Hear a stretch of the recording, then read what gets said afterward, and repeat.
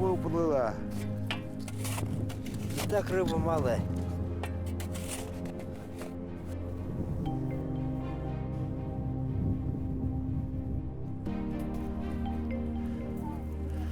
Ага, мы смотрели там это. Мы вообще смотрели нормально, там это.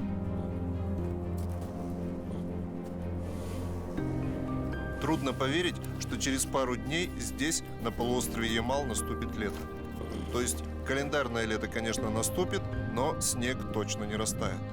Тундровики Тангей и Евгения Вануйта вместе с племянником возвращаются в стойбище из ближайшего поселка. Везут продукты и бензин, по пути снимают зимние сети и запасаются дровами.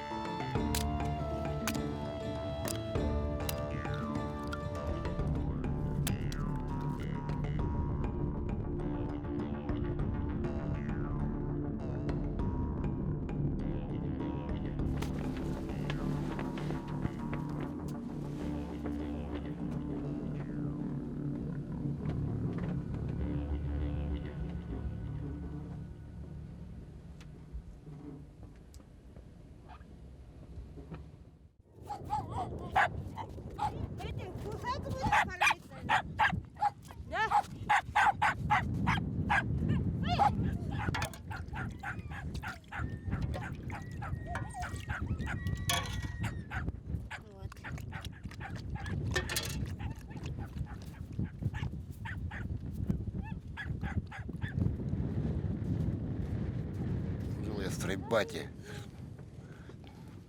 на Курской атомной станции. Город Курчатов. 2 года. Специальность вот армейская у меня там написали каменщик. Но я даже кирпича даже не умею там ложить. Женился я 30 лет. Жена из Чехии.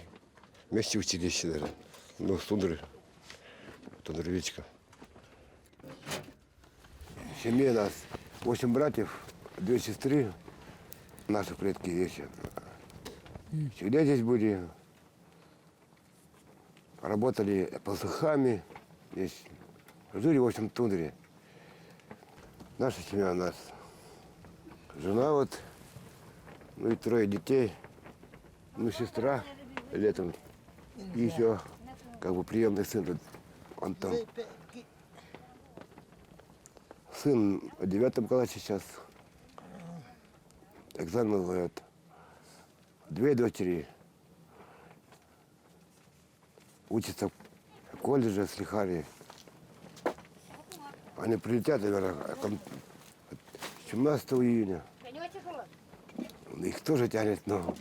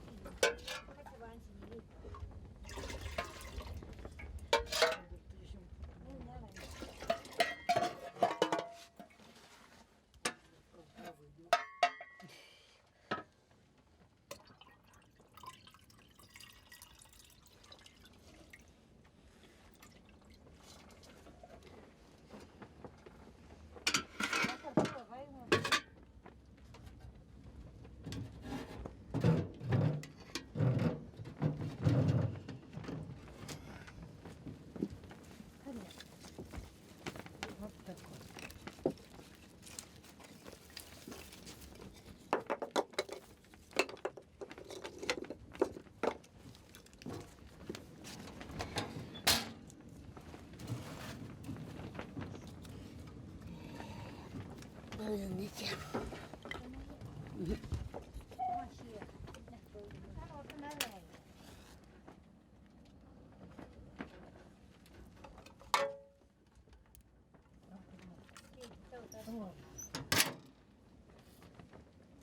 Цветы жизни, это все знаем, кто эти. Кто? Дети. Цветы жизни. Так, мясная вырезка, знаешь, что это? Филе. А жена Раджи, кто у нас будет? Кто она такая? Где?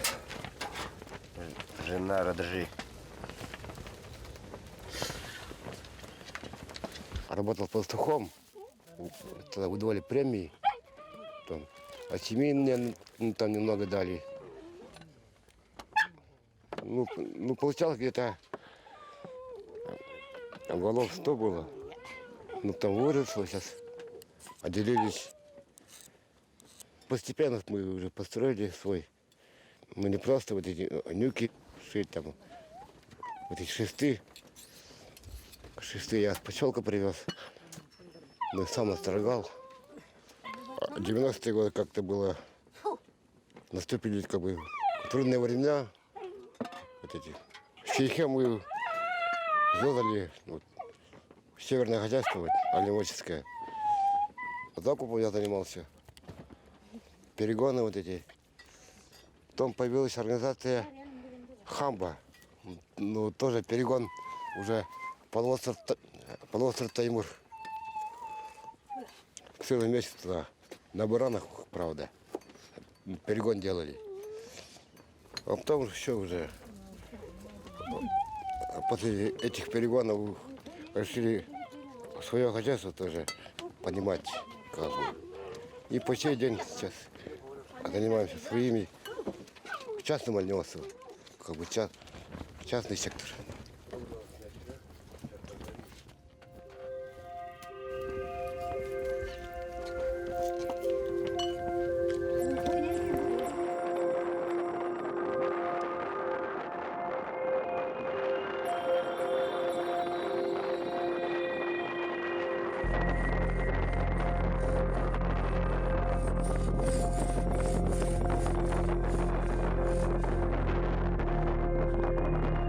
Пошел отдел, хотя бы сохранить то, что мы в прошлом году вот выросли. Вот.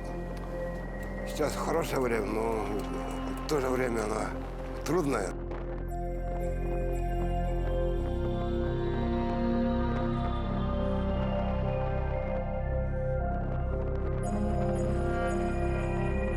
Охота, рыбалка отпадает на второй план. Почти нет третьей части у нас вот этих оленей. Ну, приходится вот даже порой по двое суток не спим.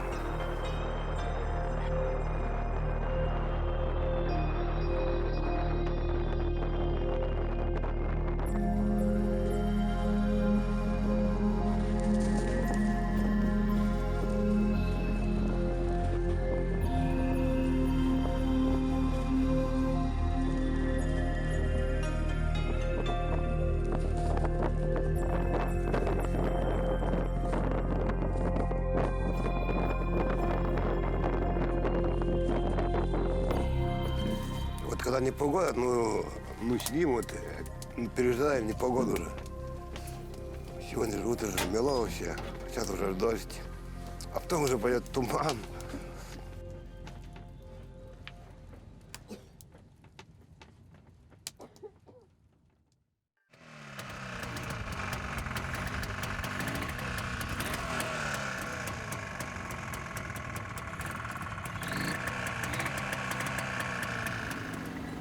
И все же пару часов для охоты Тангей выкроил. На соседний мыс он старается заглядывать каждый год. Приманки для гусей всегда на месте, а без ружья оленеводы не ездят.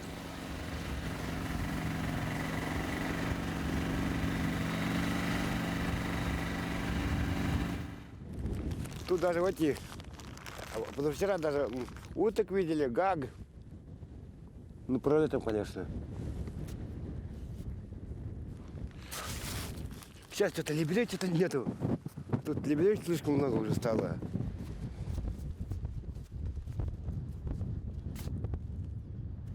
Как бы профилям на гусе усиливать. Если они будут летать, конечно, гуси.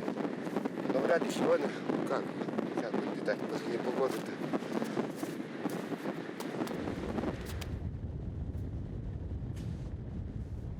В основном на упряжке мы охотимся. Гуси оленей не боятся. Они прямо возле оленей как бы тоже они кормятся сразу. Олени пасутся. И еще собака помогает. Если гусь летит далеко, вот, собаку как бы пустил. Они кружат над собакой. Ну, я подъезжаю, ну, как раз коня, ну, когда они кружат. И в этот момент... Сейчас, тащи, бля.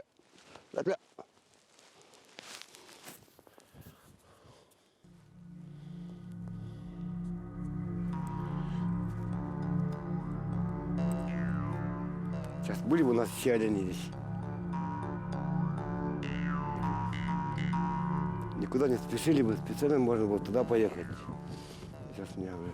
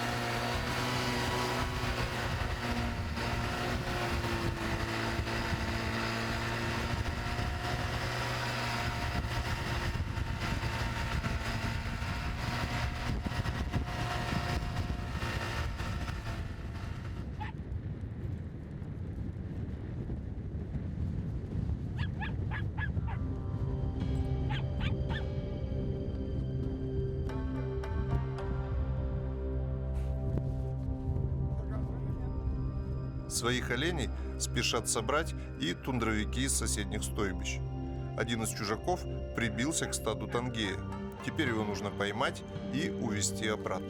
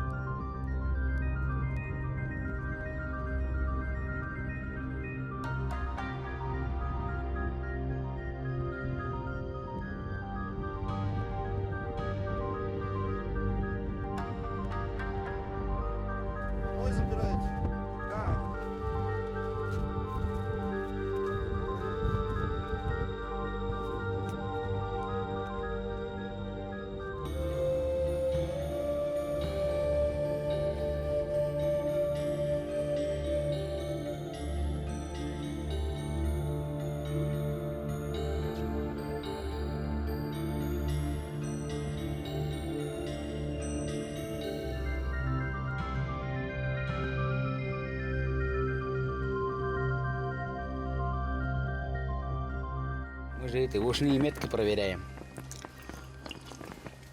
А так, в лицо своих оленей тоже знаете? Да, ще. Конечно, знаем. Да не пригодилось. Допустим, 100 оленей и всех различите? Конечно. Если даже 1000.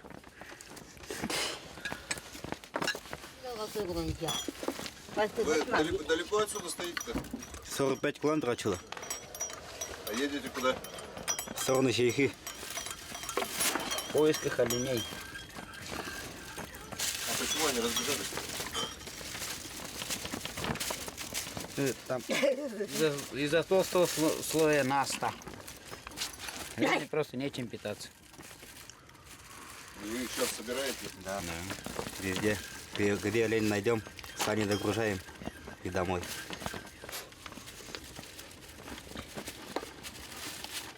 Лекарь молоко. А надо вот в ближайшие дни сделать, да? Да, это еще. А иначе потом уже не успеем. Гречка пойдет уже еще. Не найдем уже их. Так, сколько оленей в сани-то войдет? Ну, на большие сани там 7 голов влезает, а сейчас на сани маленькие 4 головы, наверное, влезет. 4 Да. увезете, потом снова ехать, да? Снова, да, снова поедем. Но нам главное ездовых собрать. Быков. Важенки. Важенка-то. Да просто посмотрим, отметим. Где они есть, да? Да. Чтобы И оставим на время пока. Ну, допустим, до осени.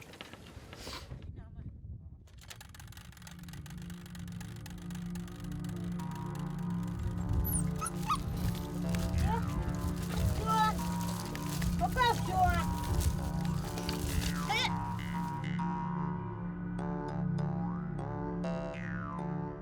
А сейчас вот последние годы труднее или легче жить?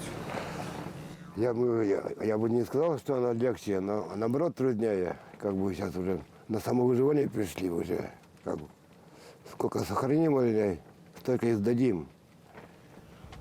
Лишних оленей, наверное, никогда, мне кажется, не было.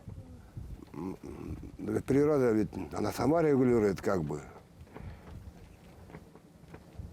В среднем 500 голов. Ну так. Это много, мало? На покупку из-за снегохода, вот мы же на снегохода ездим. Это уже мало.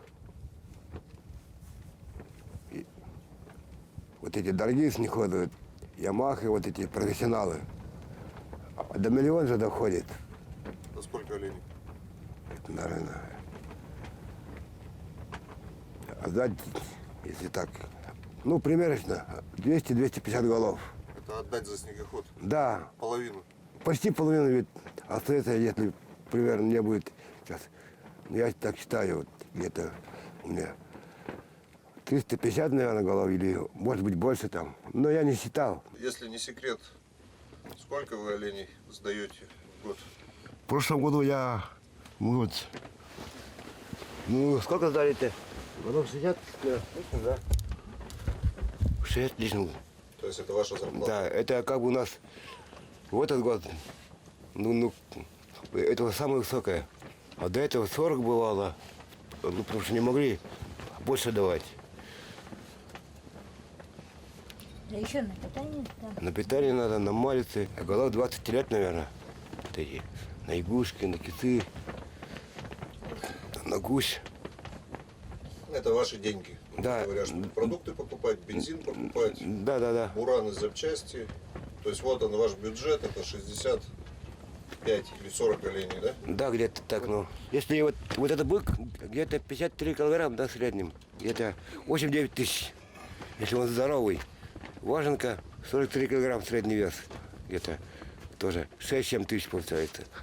А за шкуру, вот за все остальное нет? Шкуру, за шкуру не получается деньги. Просто они утилизируются, эти шкуры. А лапы тоже дорогие, но за лапы мы не получаем.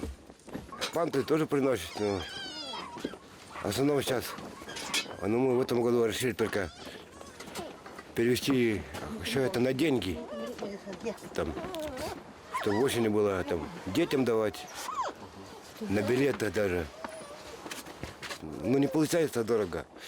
Если я сдаю его, так, а 400 голов, это примерно, я говорю, 100 голов, 110, 100 правда. килограмм. 100 килограмм всего.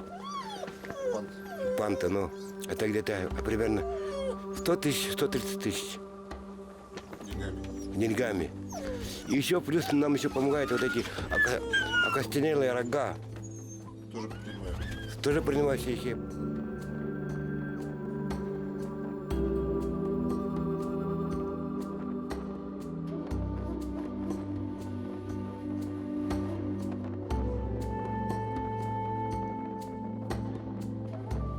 Зимние вот сейчас скоро будем снимать, но поэтому их надо весной сушить их и как бы переходим на летний период. Уже. Но это у вас еще не лето сейчас, да? Да, еще не лето, но ну, это как бы весеннее уже.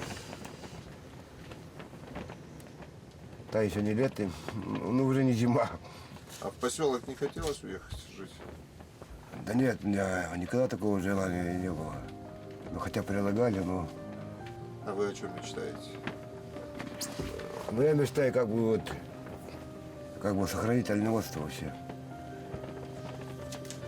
Чтобы все было в достатке. Олени есть уже, все уже, как бы, живем, вот, ну хлеб есть уже.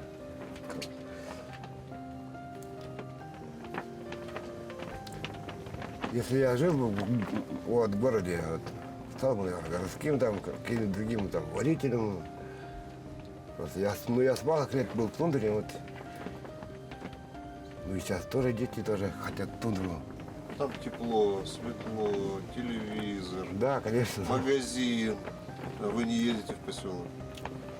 Я бы, наверное, не смог жить в городе, даже в поселке. Просто я другой жизни, я уже не представляю.